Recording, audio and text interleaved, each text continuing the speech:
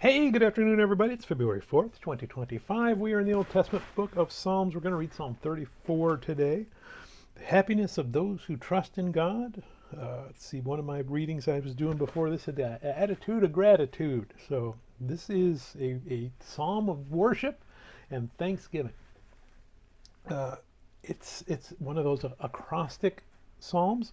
What does that mean? Well, if you could read this in Hebrew, you would see that verse 1 starts with the first letter of the Hebrew alphabet, verse 2 is the next one, the next one, the next one, the next one, all the way through.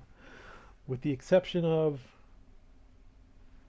somewhere between 6 and 7, it skips a letter, and the last verse 22 breaks the pattern and doesn't start with one of the letters.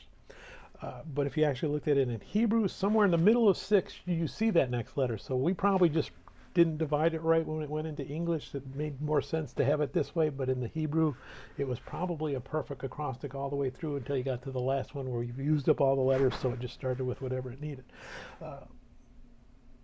Why do they do that? Well, it makes it easy to remember. Hey, it's just kind of a happy thing. If, you see a poem that starts A, and then the next one is B, and the next line is C, you kind of, when you recognize that, you go, oh, that's pretty clever, that's neat.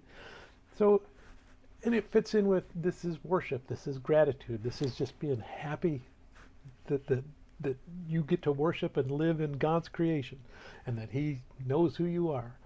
So let's go ahead and we're going to read Psalm 34. I will bless the Lord at all times.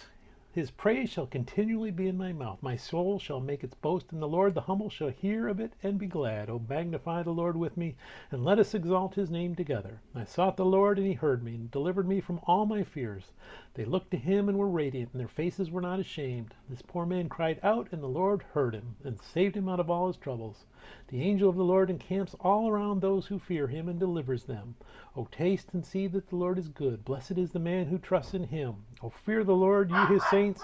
There is no want to those who fear him. The young lions lack and suffer hunger, but those who seek the Lord shall not lack any good thing. Come, you children, listen to me. I will teach you the fear of the Lord.